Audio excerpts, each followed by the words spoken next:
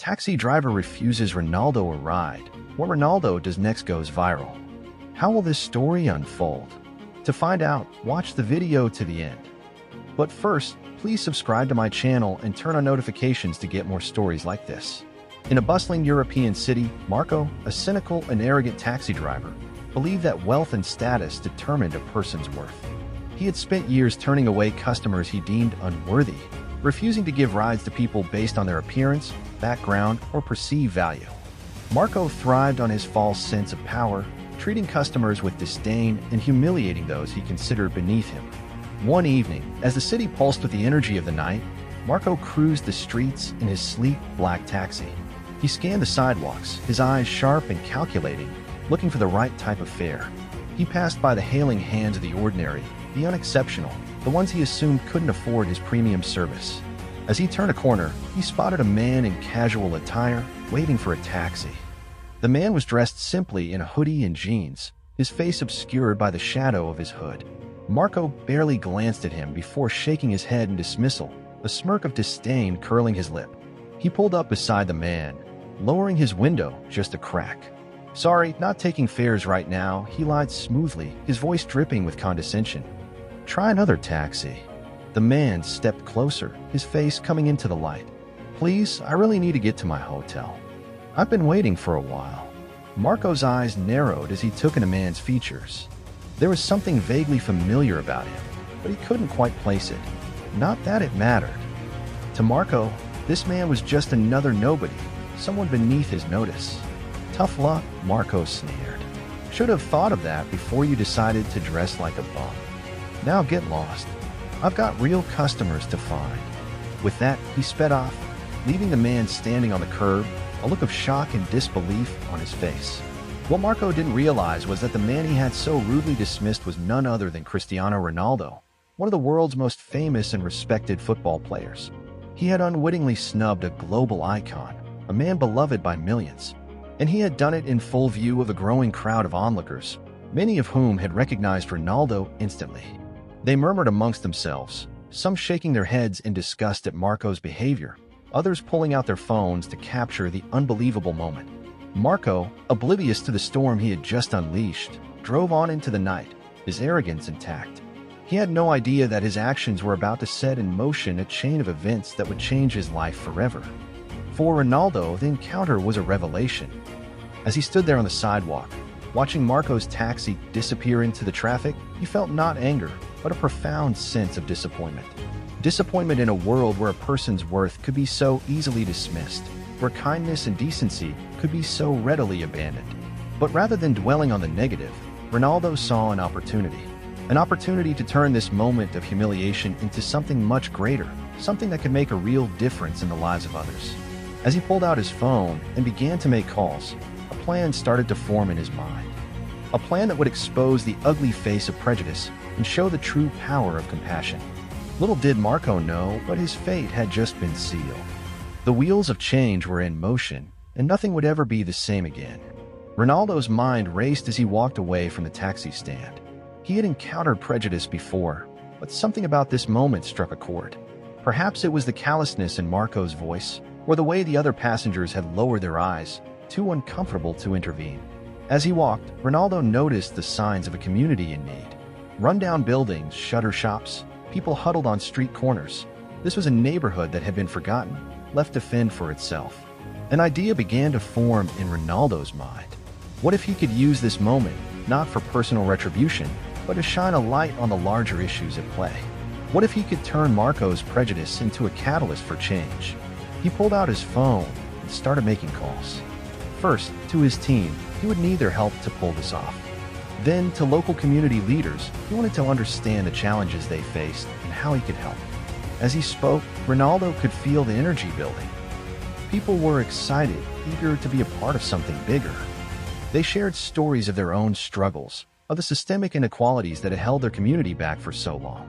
Ronaldo listened intently, his heart swelling with empathy and determination. He knew he couldn't solve all their problems overnight, but he could use his platform to amplify their voices, to bring attention to the issues that had been ignored for too long. As the pieces fell into place, Ronaldo felt a sense of excitement building. This was more than just a response to a rude taxi driver. This was an opportunity to make a real difference, to show the world what could happen when people came together for a common cause. He ended his last call and took a deep breath, a smile playing on his lips. Yes, this was going to be something special. Something that would change lives, and maybe even change the world. With renewed purpose, Ronaldo set off into the night, ready to put his plan into action. He didn't know exactly where it would lead, but he knew one thing for certain. He was going to make sure that no one in this city ever felt invisible again. Marco's shift continued as usual, blissfully unaware of the storm brewing. He picked up well-dressed businessmen, tourists laden with shopping bags, anyone who fit his narrow definition of a worthy customer. But as the night wore on, something strange started to happen. His usual clientele seemed to be dwindling. The wealthy neighborhoods were oddly quiet, the high-end restaurants and clubs unusually empty. Confused and irritated, Marco drove around looking for fares. But everywhere he went, he seemed to be just missing out. Potential customers would look at his taxi, then turn away, opting for other drivers or simply walking away. At first, Marco brushed it off as a slow night. Every driver had them from time to time. But as the hours ticked by and his earnings remained pitifully low, a sense of unease started to grow in the pit of his stomach. It wasn't until he overheard a conversation between two pedestrians that the pieces started to fall into place. "Did you hear about Ronaldo? I heard he's boycotting that taxi company, the one with the rude driver." "Yeah, apparently he's encouraging everyone to use local, community-based services instead, to support the neighborhoods that need it most." Marco's blood ran cold. Ronaldo, the man he had dismissed so casually. The man who, it turned out, had the power to turn the tide with a single word. He thought back to that moment on the curb, the look of shock and hurt on Ronaldo's face. At the time, it had filled Marco with a perverse sense of satisfaction, a confirmation of his own superiority. But now, as the reality of his actions started to sink in, all he felt was a gnawing sense of dread. He pulled out his phone with shaking hands, almost afraid of what he might find. But there it was, splashed across every news site and social media platform. The story of the arrogant taxi driver who had dared to snub a legend. There were videos, too, shot by the onlookers who had witnessed the exchange. They had gone viral, shared and reshared millions of times. In each one, Marco saw himself as the world now saw him, petty, cruel, a symbol of everything that was wrong with society. As the realization sank in, Marco felt a mix of emotions, anger, fear, regret. But above all, a sinking sense that he had made a terrible mistake. He had always prided himself on his toughness, his ability to look out for number one. But now, faced with the consequences of his actions, he was starting to realize just how misguided that philosophy had been. For the first time in his life, Marco felt truly alone. And as he sat there in his taxi, scrolling through the endless stream of condemnation, he couldn't help but wonder, was it too late to make things right? In the days that followed, Ronaldo's plan unfolded with precision and impact. He partnered with local community organizations, using his platform to amplify their voices and shine a light on their struggles. He sponsored job fairs and training programs, helping residents gain the skills and opportunities they had been denied for so long. He funded small businesses and startups, giving them the boost they needed to thrive. And he did it all while highlighting the importance of compassion, of seeing the value in every person regardless of their circumstances. The city took notice. Media outlets picked up the story, praising Ronaldo's efforts and calling for more support for underserved communities. Local officials, once content to ignore the problems, were forced to confront them head-on. Everywhere you looked, there were signs of change. Neighborhoods that had once been forgotten were now buzzing with activity. People who had been invisible were now stepping into the light, their voices heard, their stories told. And at the center of it all was Marco, the unwitting catalyst. His actions, once a source of pride, now haunted him. Everywhere he went, he was met with looks of disgust, whispers of condemnation. His business suffered. Customers boycotted, choosing instead to support the very communities he had scorned. His fellow drivers, once content to follow his lead, now distanced themselves, not wanting to be tainted by association. But it wasn't just his livelihood that was crumbling. As the days turned into weeks, Marco could feel himself unraveling. The certainty that had once defined him was gone, replaced by a gnawing sense of doubt and self-loathing. He had always believed that the world was a harsh place, that the only way to survive was to be harsher. But now, As he watched the city transform around him, he was starting to realize just how wrong he had been. There was a beauty in the way people were coming together, a strength in their unity. They weren't defined by their status or their wealth, but by their humanity, their willingness to lift each other up. And in that moment, Marco knew that he had a choice to make. He could either continue down the path he had always known, clinging to his bitterness and his pride, or he could take a chance, step out of his comfort zone, and try to be a part of something bigger. It wasn't an easy decision. Change never is. But as Marco sat there in his empty taxi, watching the world pass him by, he knew that he couldn't go on like this. He had to try. He had to believe that redemption was possible, even for someone like him. And so, with a heavy heart and a flicker of hope, Marco made his choice. He was going to change, and he was going to start by making amends. As Ronaldo's movement gained momentum, Marco's world continued to crumble. His taxi sat idle for hours, his once lucrative routes now ghost towns. The few customers he did get were quick to leave, uncomfortable with the tension that now surrounded him. Desperate, Marco tried to apologize. He issued a public statement, expressing his regret and asking for forgiveness. But it rang hollow.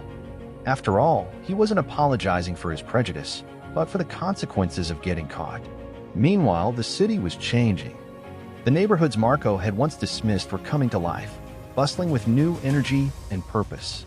The residents walked with their heads held high, no longer invisible, no longer forgotten. And in the heart of it all was Ronaldo, leading not with anger or spite, but with grace and determination. Marco watched it all unfold, a spectator to his own downfall. And as he did, a realization began to dawn. He had been wrong, not just about Ronaldo, but about everything. His belief that worth was measured in wealth and status, his contempt for those he deemed beneath him, it had all been a lie. The truth, he now saw, was that greatness had nothing to do with what you had, but with who you were. It was about the impact you had on others, the kindness you showed, the lives you touched. And by that measure, Marco had been the poorest of them all. But even as this realization sank in, Marco could feel something else stirring within him. A spark of determination, a glimmer of hope. He had spent so long believing that he was beyond redemption, that his choices had defined him forever. But watching Ronaldo, seeing the way he inspired others not through force but through compassion, Marco was starting to think that maybe, just maybe, there was another way. It wouldn't be easy. He had a lot to atone for, a lot of bridges to rebuild. But for the first time in his life, Marco felt like he had a purpose, a reason to be better. And so, with a deep breath and a trembling heart, he took the first step. He reached out to the community leaders Ronaldo had been working with, offering his help, his resources, anything he could give. He apologized, not just with words but with actions, putting in the hard work to make amends. At first, people were skeptical. They had every right to be. But as Marco poured himself into the cause, as they saw the sincerity in his efforts, slowly, tentatively, they began to come around. It was a long road, and Marco knew he had a long way still to go. But with each passing day, with each small act of kindness, he could feel himself changing. He was learning, growing, becoming the man he always should have been. And though the journey ahead was daunting, though the weight of his past still hung heavy, Marco knew that he was finally on the right path. For the first time in his life, he had hope. Hope for himself, hope for his city, hope for a future where everyone, regardless of their station, could be treated with the dignity they deserved. And that hope, born from the ashes of his greatest mistake, was the most precious gift of all. Months passed, and the city continued to transform. The initiatives Ronaldo had started took on a life of their own, driven now by the very communities they were meant to help. Marco watched from the sidelines, no longer a pariah but not quite a part of the movement either. He continued to volunteer, to make amends where he could, but there was still a distance, a wariness that he couldn't quite shake. He understood why. Trust, once broken, was not easily rebuilt. He had spent so long looking down on others that it would take more than a few months of good deeds to change people's perceptions. But even as he struggled with his own demons, Marco couldn't help but be inspired by what he saw around him. He saw neighbors coming together, supporting each other through hard times. He saw young people finding their voices, standing up for their rights and their dreams. He saw a city that had once been divided by class and status learning to see each other as equals, as fellow human beings. And at the center of it all, always, was Ronaldo. Not as a savior or a saint, but as a catalyst, a reminder of what was possible when people dared to care. Marco thought back to that fateful night, the moment that had set all of this in motion. At the time, he had been so convinced of his own righteousness, so sure that he was untouchable. But now, with the benefit of hindsight, he could see how wrong he had been. Not just about Ronaldo, but about the world itself. He had believed that compassion was a weakness, that the only way to get ahead was to look out for yourself. But watching this community come together, seeing the strength that came from unity, Marco was starting to realize that the opposite was true. Compassion wasn't a liability. It was a strength, a power that could move mountains and change lives. And bit by bit, day by day, Marco could feel that power growing within himself as well. He still had a long way to go. There were still moments of doubt, of fear, of falling back into old habits. But every time he felt himself slipping, every time the darkness threatened to pull him under, he would think of Ronaldo, of the community he had helped to build. And he would find the strength to keep going, to keep trying, to keep believing in the possibility of change. Because if a city could be transformed by a single act of kindness, then surely so could a man. Surely, even someone like Marco, with all his flaws and all his failures, could learn to be better, to do better, to make a difference in the world. It was a daunting prospect, a challenge that would take a lifetime to meet. But as Marco looked out over the city he had once scorned, now thrumming with new life and new hope, he knew that it was a challenge he was ready to face. One step at a time, one day at a time, he would keep moving forward. And maybe, just maybe, he would find his own redemption along the way.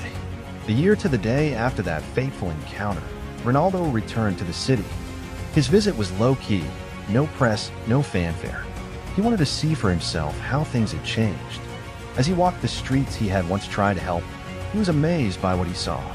Thriving businesses, vibrant communities, the sense of hope and pride that had been missing for so long. But there was one more stop he had to make.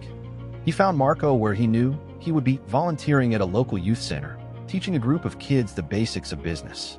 Marco didn't see him at first, too engrossed in his lesson. But when he did, his eyes widened in shock.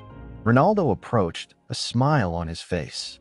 "I heard about the good work you've been doing," he said. "I wanted to see it for myself."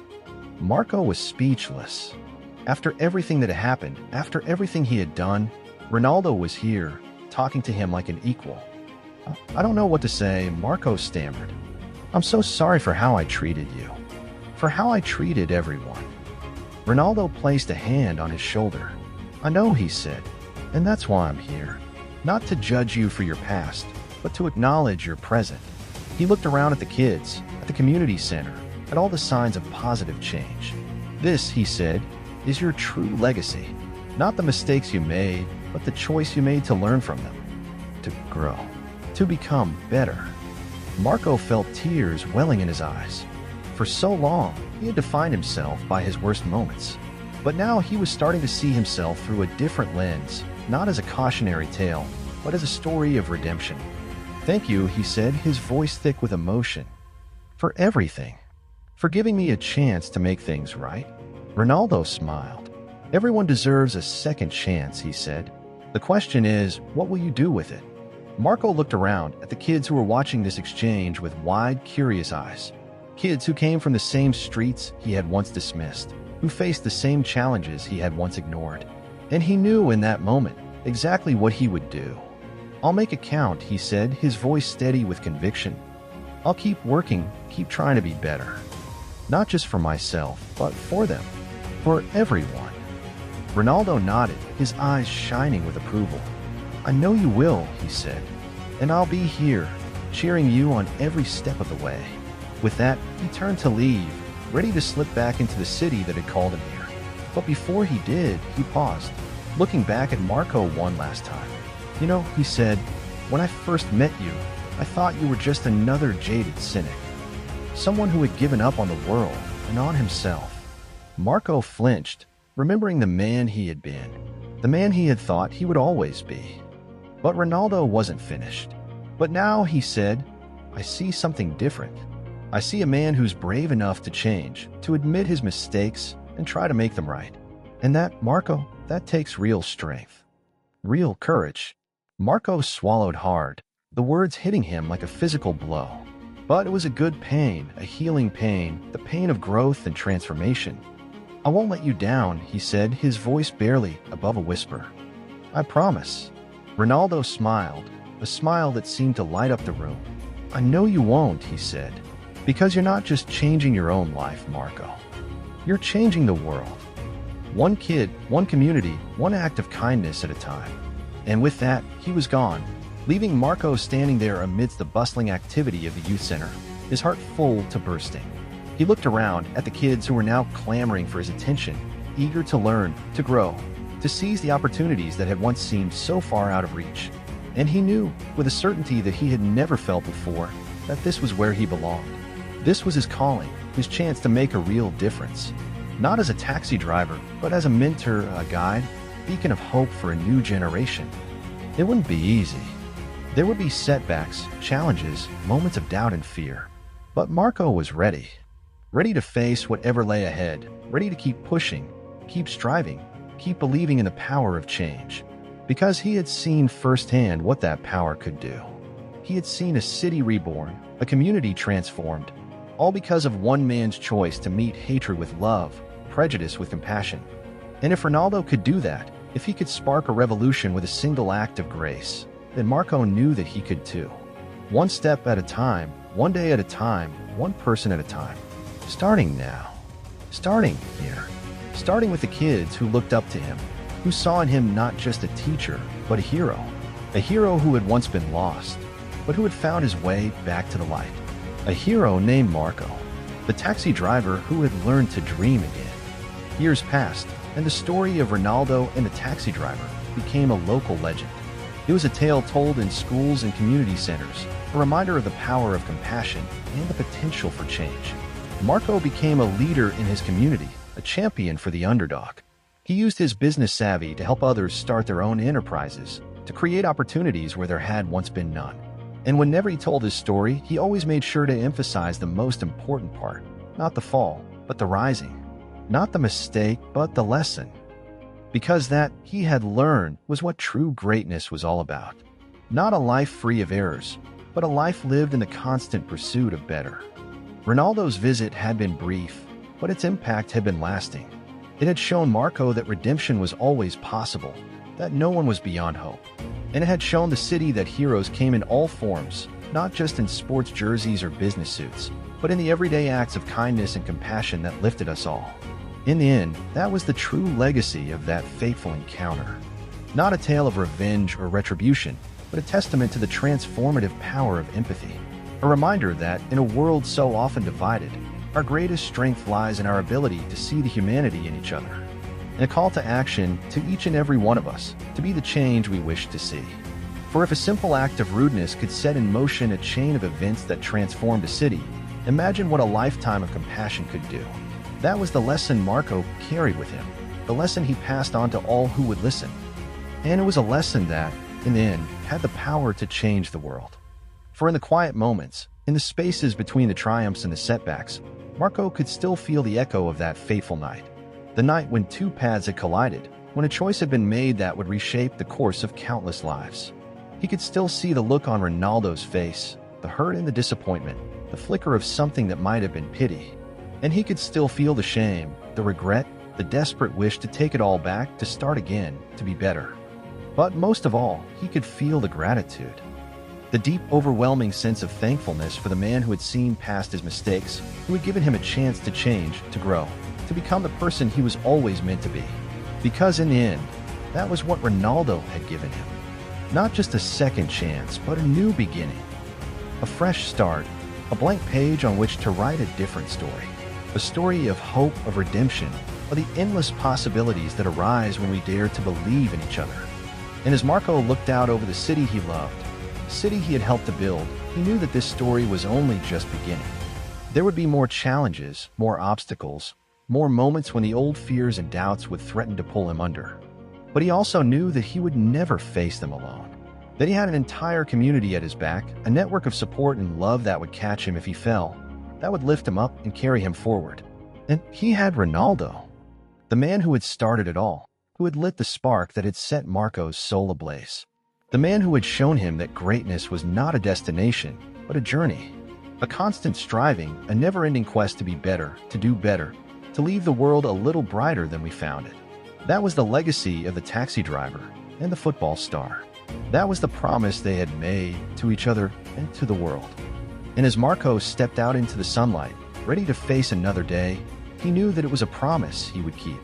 For as long as he drew breath, as long as his heart beat in his chest, he would continue to rise, to grow, to reach for the light. And in doing so, he would honor the gift that Ronaldo had given him. The greatest gift of all. The gift of a life lived in service to others. A life of purpose, of meaning, of endless, boundless love. The life of a hero. The life of a dreamer. The life of Marco, the taxi driver who had learned to fly.